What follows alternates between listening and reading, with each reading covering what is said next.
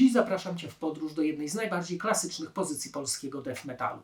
Jeżeli jesteś fanem płyt wyprodukowanych w Morrison Studio na początku lat 90., powinieneś czuć się usatysfakcjonowany, w przeciwieństwie do algorytmu YouTube'a, ponieważ dzisiejszym albumem jest Necrophile Cannibal Sex.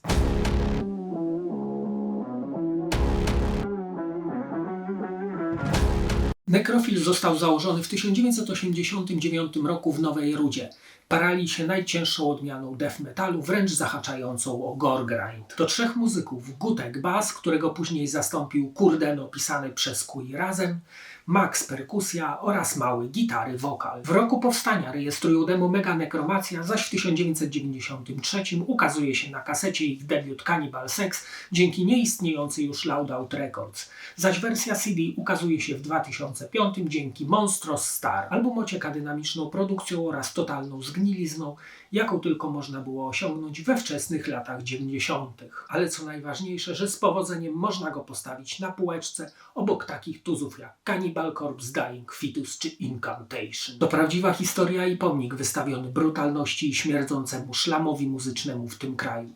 Już same teksty dają dużo do myślenia. Są krótkie, ale treściwe, a co najważniejsze, napisane głównie po polsku, co jest rzadkością w prezentowanym stylu. Nie za bardzo da się je tutaj cytować, ale już takie tytuły jak Nekroschizofrenia, Skrobanka Prosektorium czy kultowy już Mroczny Srom przybliżają Wam klimat perwersji, demoralizacji i deprawacji w nich zawarty. Utwory są krótkie, niektóre nawet trwają kilka sekund, co mnie zawsze śmieszyło, gdyż zanim się zorientujesz, że coś się zaczęło, już się skończyło. Ale większość kompozycji łupie masywnie czachę z masą świetnych riffów z domieszką thrashu, są chwytliwe i zapamiętywalne. Miażdżąca, ale przestrzenna produkcja sprawia, że płyty słucha się świetnie nawet dzisiaj, posiadająca jednocześnie ducha tamtych lat. Sekcje perkusyjne Maxa, czy to blasty, czy to w miażdżących tempach, mogłyby z powodzeniem znaleźć się na jednym z kultowych albumów defowych nagrywanych w czasach świetności stylu. Ten krążek to zgliszcza ludzkiej moralności i egzystencji, gdzie patologia, degrengolada, syf oraz zaburzenia są na porządku dziennym i słuchając tej płyty na pewno się z nimi oswoisz. No i chyba najważniejsze, tu wszystko potraktowane jest z odpowiednią dozą humoru, z przymrużeniem oka, przerysowane do granic groteski.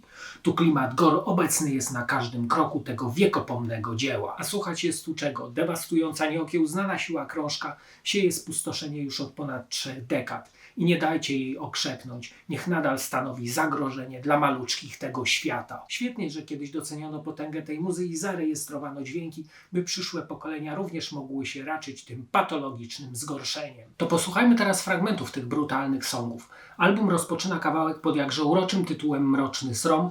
Początkowe dźwięki są jak intro z horroru, po czym wchodzi urocza rzeź, a dalej następuje zwolnienie, które przytłacza nas swoim ciężarem. Dalej to już totalna jazda bez trzymanki, z głębokim growlem małego, jak za starych dobrych czasów. Gitarki wygrywają odjechane melodie. Tekst opowiada o paniach, które uwielbiają sobie używać w kroku, dzięki czemu są nosicielkami chorobotwórczych drobnoustrojów, syfu i AIDS.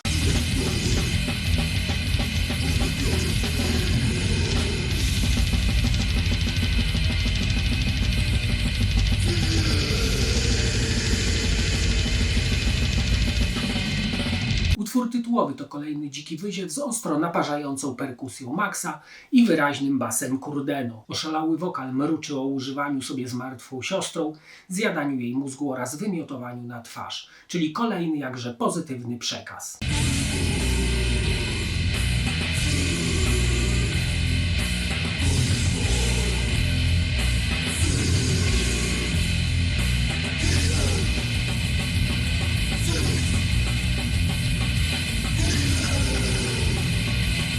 To dość galopujący, growujący rytm, gitary miłotną przestrzeń, po czym całość przyspiesza, niszcząc Ci pozostałości mózgowia. Jest to bardzo chwytliwy numer nadający się do moszowania. Wokal tradycyjnie swoją głębią prezentuje najdziksze obszary patologii, rozrywanie ciała od środka, gdzie śmierć jest jedyną ucieczką od bólu.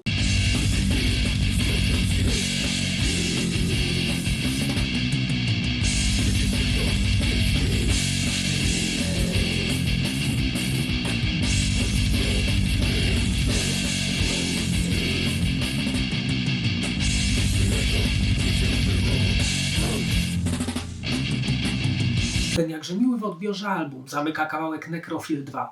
Jest gęsto i ciężko, wręcz walcowato, ze sporą ilością przejść perkusyjnych. To tak, jakby olbrzymi troll przechadzał się w pobliżu. Wszystko dudni i drży. Ale to nie troll, to fan martwych ciał, który przychodzi zabawić się niekonwencjonalnie, a potem skonsumować zwłoki.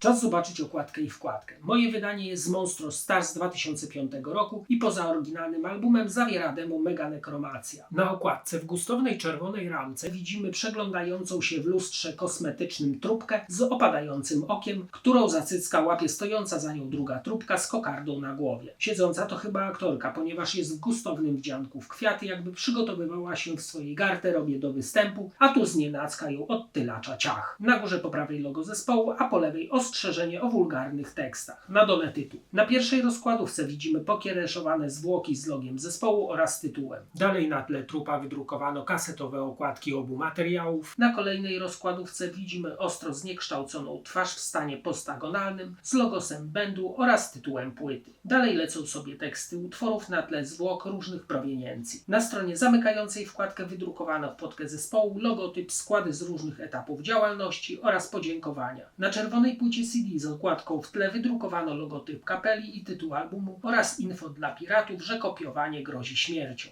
Na stronie zamykającej pudełko na tle orgii szkieletów z okładki demo wydrukowano logotyp zespołu, tytuł płyty, tytuły utworów albumu oraz demo. Niżej logo wydawcy oraz sklepu muzycznego Bad Taste wraz z adresem. Cannibal Sex to niewątpliwie legenda polskiego devgrindowego grania, gdzie brutalność łączy się z chwytliwością, a całość jest solidnym przekrojem patologicznych rządz. Jeżeli nie znasz tego albumu, to się nawet nie przyznawaj. A teraz zapraszam do oglądania kolejnego odcinka. Cześć!